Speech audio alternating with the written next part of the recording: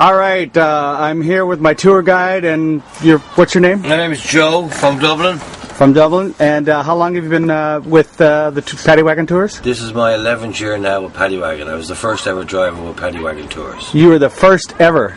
Tell us how it got started.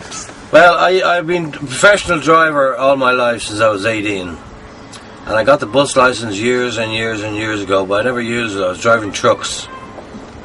And then I got tired of that, so I went away on holidays. I came back and I looked at the newspaper, and Paddywagon were looking for a coach driver around the country. So I applied for the job. The owner was already out on tour, so if I could join him in Northern Ireland, I could get the job. So I did. Wow! And this is the 11th year now, and I'm here since. So now you had a stroke a couple years ago. In August 2004, I had a stroke. And Paddywagon were very good to me. They went down and bought me this special bus with automatic transmission and power steering and things like that. So I'm very, very grateful to them for that.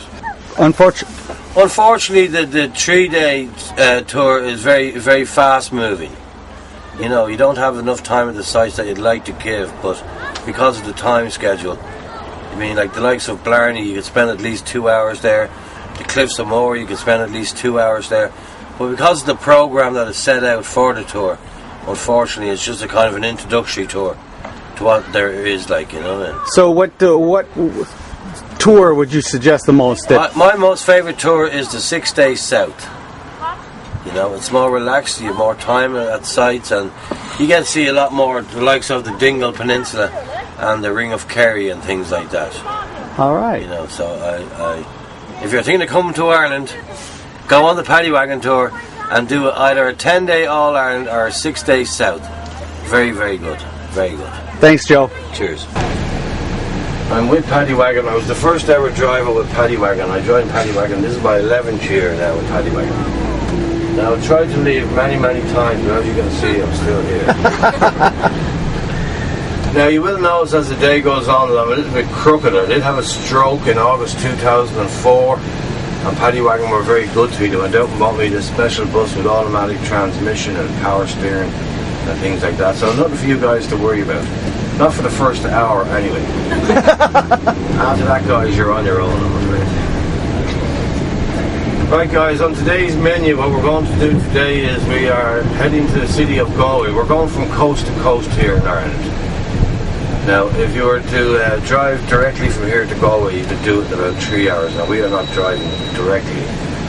On today's menu, first of all, we are going to drive a little bit through the city, point a few things out in the city centre for you. And then after that, then we are going to an enclosed park area here in Dublin, the biggest enclosed park area in Europe, known as the Phoenix Park. And it houses a number of things, and we'll point them out to you as we drive around it. Then after that, then we're going to stop off at a service station for anyone who wants to get a coffee or a bacon sandwich or a bottle of water or whatever takes your fancy.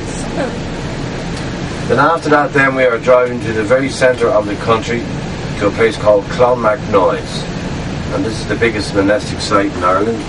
And this will give you a very good example of the round towers and the Celtic crosses that you see around the country. Stopping off there for an hour. After that, then we're going down to a small little village known as Shannon Bridge for a photo stop at a bridge that crosses over the River Shannon. I will tell you more about the Shannon later. Then after that, then we are heading into the city of Galway, the party capital of Ireland. Now, most tours from Paddywagon that arrive in Galway don't arrive up about 6 in the evening, and the reason being is because, I say, could be coming from Belfast, they could be coming from Killarney. But guys, we will be there. When people arrive there at 6, they're leaving the following morning. They're always complaining that they do not have enough time in Galway. Well, guys, everything going according to plan, we should be there by about 2:30 this afternoon. So you'll have loads of time in Galway. So you won't be able to complain about it. Now, guys, this is the main river that runs through Dublin on our right-hand side here. It's called the River Liffey. And they say the reason why the Guinness is so black is because they take the water from the River Liffey. They don't, because I'll tell you why. Pints of that water will kill you stone dead. The main street in Dublin is coming up on the right-hand side. It's called O'Connell Street. And you'll see a big statue of a man called Daniel O'Connell there on the right. and I'll tell you more about Daniel there later on. He was known as the Great Liberator here in Ireland. Back in the 17th century, we had what was known as the penal laws. This is where all the bishops were all banished out of Ireland.